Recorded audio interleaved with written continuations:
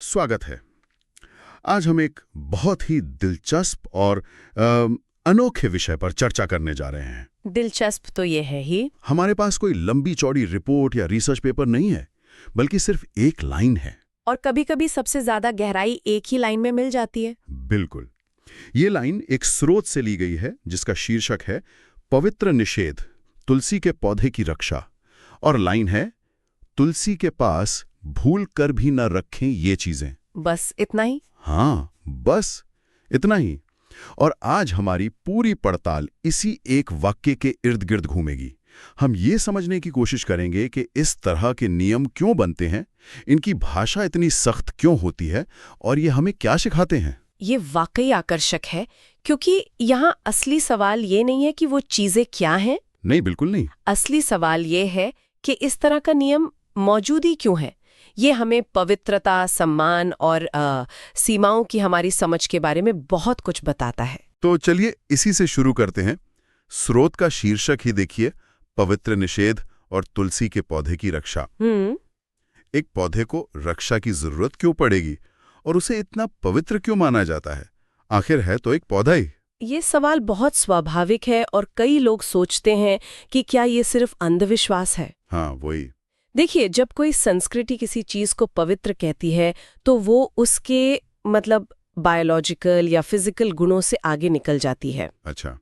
तुलसी के पौधे में औषधीय गुण हो सकते हैं, ये पर्यावरण के लिए अच्छा हो सकता है, लेकिन पवित्र का दर्जा मिलते ही वो सिर्फ एक पौधा नहीं रहता। तो वो क्या बन जाता है? वो एक प्रतीक बन जाता है, शुद्धता का, स्वास्थ्य का, दिव्यता का, या यूं कहिए घर में सकारात्मक ऊर्जा का। अच्छा, तो ये पौधे की रक्षा नहीं है, बल्कि उस प्रतीक या उस विचार की रक्षा है जिसका वो प्रतिनिधित्व करता है। बिल्कुल, आपने एकदम सही पकड़ा।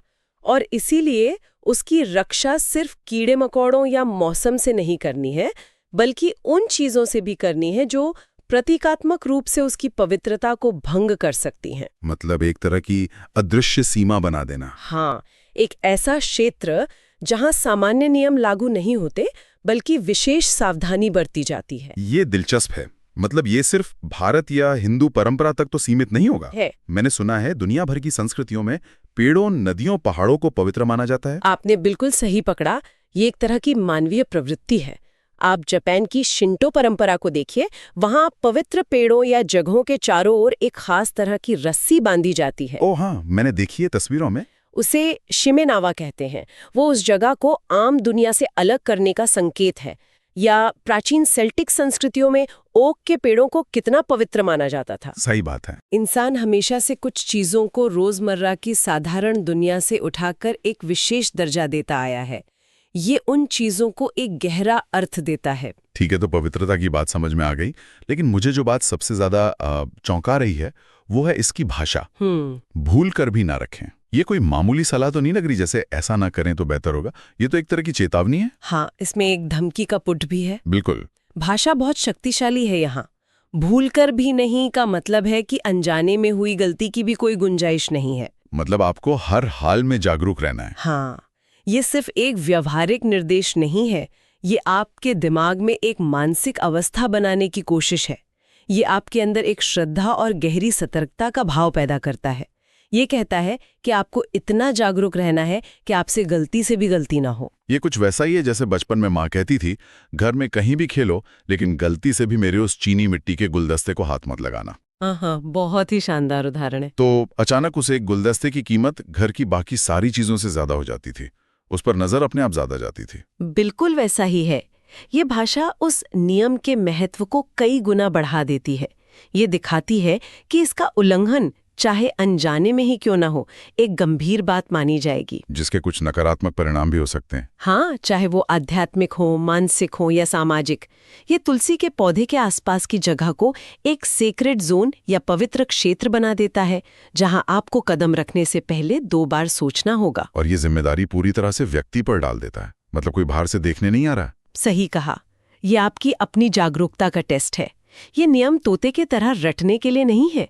ये चाहता है कि आप जागते रहें, सोचते रहें कि आप क्या कर रहे हैं और क्यों कर रहे हैं। रोजमर्रा की भागदौड़ में एक पल का ठहराव और अनुशासन। हाँ, एक तरह से। चलिए अब सबसे बड़े सवाल पर आते हैं। सबसे रहस्यमयी हिस्सा। ये वो चीजें क्या हैं? हाँ, स्रोत ये बताता ही नहीं कि ये चीजें क्या हैं। ये तो बहुत अजीब है। अगर नियम बनाने वाले का मकसद लोगों को गलती करने से रोकना है, तो उन्हें साफ-साफ बताना चाहिए कि क्या नहीं करना है। सही बात है। ये अस्पष्टता तो और ज्यादा कंफ्यूजन पैदा करती है। वही तो, हो सकता है मैं अनजाने में कोई ऐसी चीज रख दूं जो मना हो, क्योंकि मुझे तो लिस्ट पता ही नहीं। देखने में ये कमी लिखती है ना? लेकिन यहीं पर इस तरह के सांस्कृतिक नियमों की बुद्धिमत्ता छिपी है। अच्छा, वो कैसे? इस अस्पष्टता के एक नहीं बल्कि कई गहरे कारण हो सकते हैं।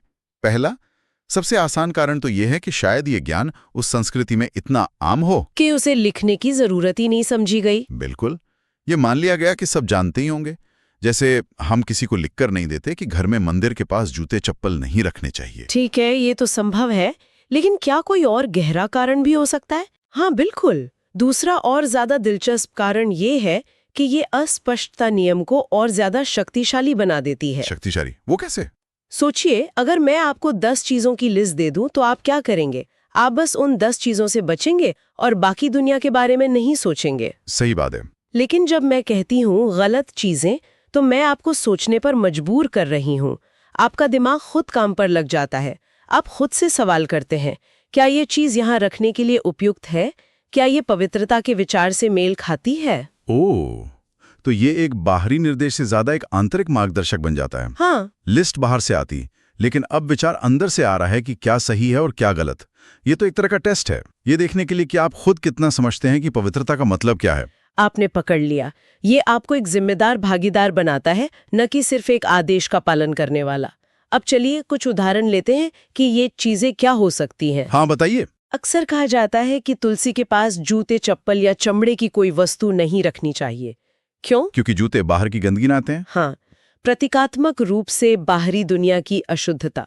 और चमड़ा एक मृत जानवर का हिस्सा है, तो उसे जीवन और दिव्यता के प्रतीक तुलसी के पास रखना असंगत माना जाता है। अच्छा। और क्या हो सकता है?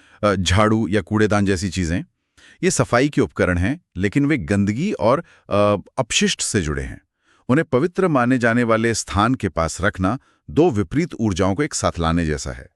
या मान लीजिए कोई नुकीली चीज जैसे चाकू या कैंची, ये हिंसा या काटने के प्रतीक हो सकते हैं, जो शांति और सौम्यता के प्रतीक तुलसी के पास अनुपयुक्त लगते हैं। लिस्ट बहुत लंबी हो सकती है और हर परिवार में थोड़ी अलग भी। ये तो कमाल है। मतलब जो चीज पहली नजर में जानकारी का अभाव लग रही थी, वही असल में उस नियम की सबसे बड़ी ताकत है। बिल्कुल, ये उसे व्यक्तिगत, शक्तिशाली और समय के साथ प्रासंगिक बनाए रखती है। हाँ, और इसका एक तीसरा कारण भी है, अनुकूलनशीलता।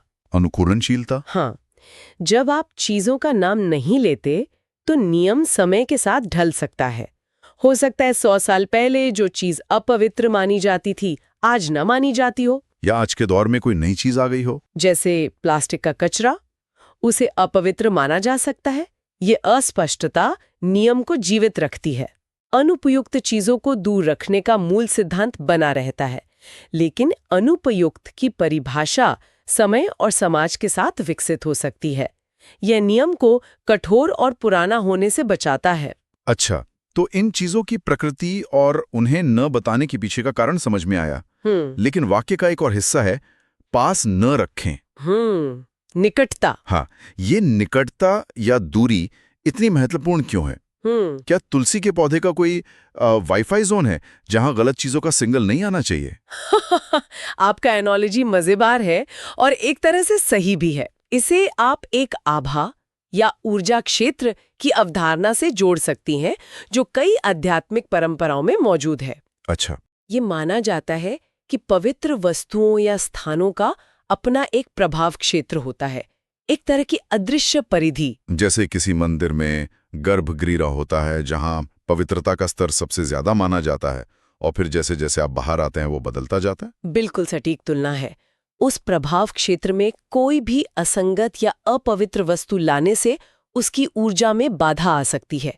इसलिए पास न रखें का निर्देश सिर्फ भौतिक दूरी का मामला नहीं है। तो ये एक प्रतीकात्मक उल्लंघन है। हाँ, ये दो अलग अलग तरह की ऊर्जाओं या प्रतीकों को एक दूसरे के क्षेत्र में घुसपैठ करने से रोकने का एक तरीका है।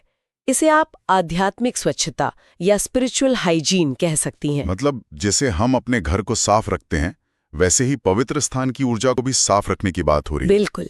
और ये विचार सिर्फ यहीं तक सीमित नहीं है। आप चीन की फेंगशुई कला को देखिए, वो पूरी तरह से इसी पर आधारित है कि आपके आसपास की चीजों की प्लेसमेंट आपकी ऊर्जा या ची के प्रवाह को कैसे प्रभावित करती है। सही बात है। यहाँ तक कि पश्चिमी मनोविज्ञान में भी पर्सनल स्पेस का एक कॉन्सेप्ट है। जब कोई आपके बहुत करीब आ जाता है तो आपको असहज महसूस होता है ना? हाँ, होता है। वो भी एक तरह की अदृश्य सीमा है। तो किसी पवित्र वस्तु से एक निश्चित दूरी बनाए रखना उस वस्तु और जिस विचार का वो प्रतीक है उसके प्रति सम्मान दिखाने का एक तरीका है। तो आज की इस चर्चा को समेटते हैं। हमने एक छोटे से वाक्य तुलसी के पास भूल कर भी न रखें ये चीजें से शुरुआत की थी। और कहाँ तक पहुँच गए? हाँ, और ये समझा कि ये सिर्फ कुछ चीजों की लिस्ट के बारे में नहीं है कि क्या करें और क्या ना करें। नहीं, ये उससे कहीं ज्यादा गहरा है। ये इस बारे में है कि एक संस्कृति पवित्रता, सम्मान और सीमाओं को कैसे परिभाषित करती है। ये हमें सिखाता है कि कैसे भाषा का इस्तेमाल किसी नियम को महज एक निर्देश से एक गहरी श्रद्धा में बदल सकता है। और सबसे दिलचस्प बात जो हमने सीखी वो ये है कि कभी-कभी जानकारी को छुपाना या अस्पष्ट रखना उसे बताने से ज्यादा शक्तिशाली हो सकता है, क्योंकि वो लोगों को सोचने और जिम्मेदार बनने पर मजबूर करता है। बिल्कुल। इस तरह के नियमों की असली ताकत अक्सर इस बात में नहीं होती कि क्या कहा गया है, बल्कि इस बात में होती है कि क्या नहीं कहा गया है। वो जो खाली जगह छोड़ दी गई है। हाँ, उस खाली जगह को व्यक्ति अपनी समझ, अपने विवेक और अपने सांस्कृतिक ज्ञान से भरता है। और यही चीज किसी भी परंपरा को जीवित और प्रासंगिक रखती है। वो एक किताब में बंद नियम नहीं रह जाती, बल्कि लोगों के जीवन का एक सक्रिय हिस्सा बन जाती है। तो जाते जाते एक विचार के साथ छोड़ जाते हैं। तो जरूर ये सोचना दिलचस्प है कि जब कोई संस्कृति नियमों को इस तरह अस्पष्ट और व्याख्या के लिए खुला छोड़ देती है तो क्या ये उसे कमजोर बनाता है, क्योंकि हर कोई अपनी मर्जी से मतलब निकाल सकता है, या फिर ये उसे और ज्यादा मजबूत बनाता है, क्योंकि ये हर पीढ़ी को उन पुराने नियमों में नए अर्थ खोजने और उन्हें अपने समय के हिसाब से अपनाने की इजाजत देता है। शायद यही उनकी लंबी उम्र का राज है। शायद यही